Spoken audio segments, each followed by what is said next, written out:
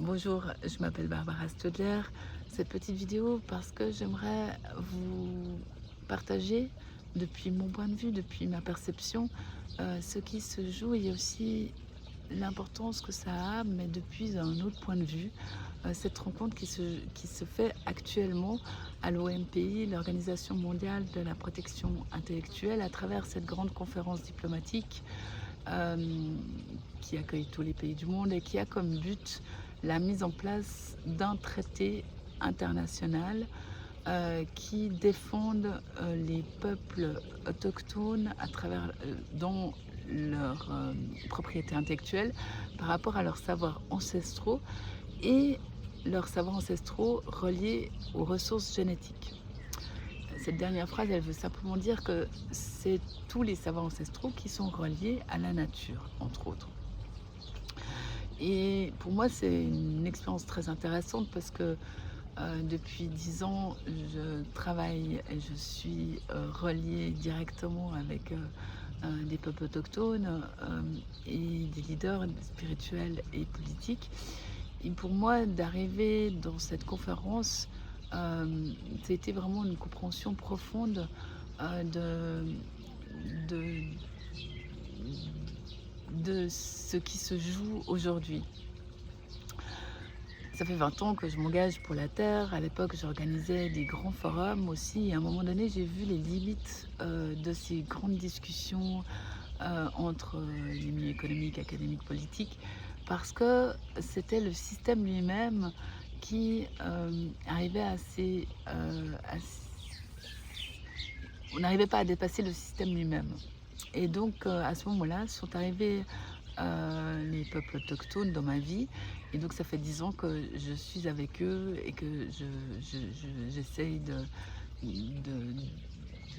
de les défendre, mais aussi de m'engager à leur côté pour leurs terres, pour l'eau, pour les démarcations et pour qu'ils puissent conserver le maximum leur territoire, qui sont les derniers territoires, je rappelle, où on trouve les 80% de la biodiversité planétaire. Donc c'est les gardiens de la vie en gros, hein, si on veut le dire très simplement.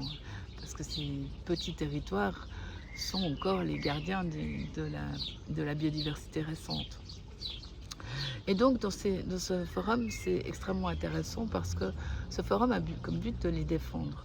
Mais à travers la logique occidentale qui dissèque, qui ramène à des espaces juridiques, qui brevette, qui s'approprie, qui définit, qui compare, qui, qui dans un, je parle symboliquement, hein, qui est dans une dimension très masculine, qui va essayer de formater les choses pour les mettre dans des compartiments sur lesquels on va pouvoir faire de l'appropriation et sur lequel on va pouvoir ensuite développer notre système économique, politique, académique. Là où, du côté des peuples autochtones, euh, c'est une aberration, puisque pour eux, la notion même de brevet, d'appropriation du vivant, est une abomination, c'est peut-être un gros mot, mais une aberration, puisque la vie en elle-même est abondance et que c'est dans la circulation que l'abondance se fait et la régénération se fait. Donc, en fait, pour moi, c'est très intéressant parce que je suis aujourd'hui dans cette conférence euh, en face de ce qui, à un moment donné dans ma propre vie, avec les forums que j'organisais, m'a posé un problème. C'est-à-dire que nos systèmes en eux-mêmes sont basés sur des valeurs telles que la compétition, l'appropriation, la compétition, la définition, la sectorisation, la segmentation, la séparation, en considérant les choses, en les définissant pour qu'elles ne puissent pas se connecter. Alors que du côté des peuples autochtones, euh, l'interdépendance, un terme qui est utilisé en Occident, c'est une réalité. C'est-à-dire que se relier au vivant, c'est une réalité. Être connecté à une plante, c'est pas seulement s'approprier ou connaître ses propriétés moléculaires, c'est connaître son esprit. Ça veut dire recevoir les informations de la plante. Et ensuite, il y a des valeurs qui pour nous sont complètement hors de notre système d'organisation. Euh, C'est-à-dire que les valeurs de respect, de réciprocité, de régénération, d'avoir une certaine dévotion, sont des valeurs qui sont donc de sacraliser, si on veut. Ça veut dire de reconnaître l'autre dans sa pleine présence en tant que conscience vivante. Et ça, c'est pour les humains, mais pour le monde végétal, animal et même d'autres dimensions. C'est des compréhensions qu'on n'a pas du tout ici. Et du coup, du côté des peuples autochtones, cette façon d'être au monde, qui est une façon pour moi, qui est la façon humaine d'être au monde, c'est-à-dire d'être un esprit incarné dans cette nature et en faisant partie, elle est complètement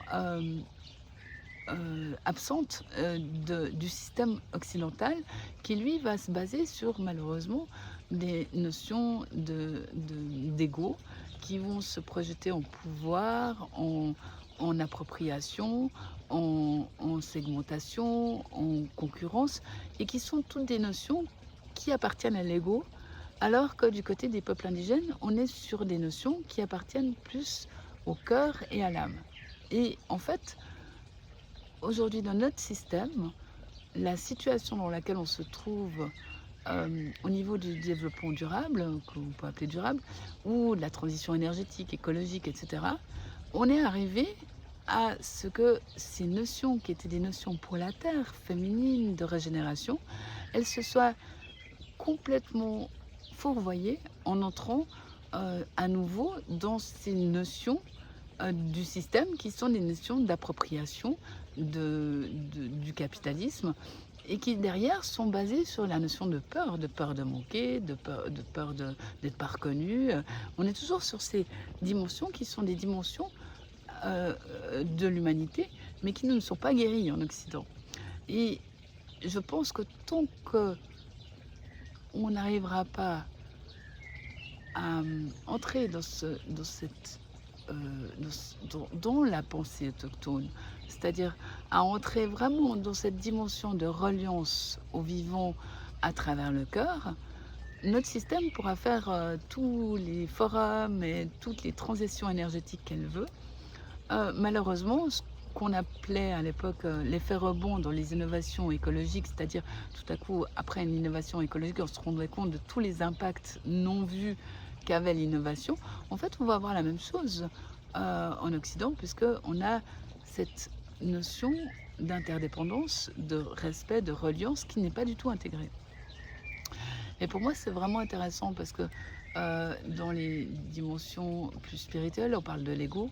Et vraiment, on est dans une notion de système qui est basé sur l'ego contre un système qui est basé, enfin un système, une présence au monde des peuples autochtones qui est basée sur une dimension de reliance spirituelle et de reliance au cœur. Et les langages sont évidemment pas les mêmes. Et définir ces langages-là qui appartiennent au peuple autochtone mais qui appartiennent à l'humanité entière. C'est juste que nous, on est sortis de cette dimension-là, souvent par obligation. Les définir dans notre système, c'est une aberration complète.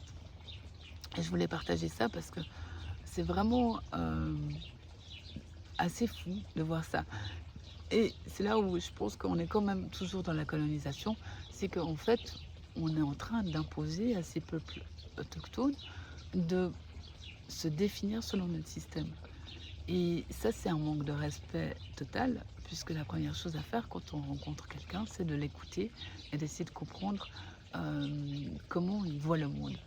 Et c'est pour ça que, de mon point de vue, j'ai toujours pensé que les peuples autochtones étaient les prochains enseignants pour notre système occidental et que le jour où ils seront les enseignants, nous aurons enfin réussi à passer le cap de ce grand transit qu'on vit aujourd'hui pour arriver à une civilisation qui prenne soin de la Terre. Merci.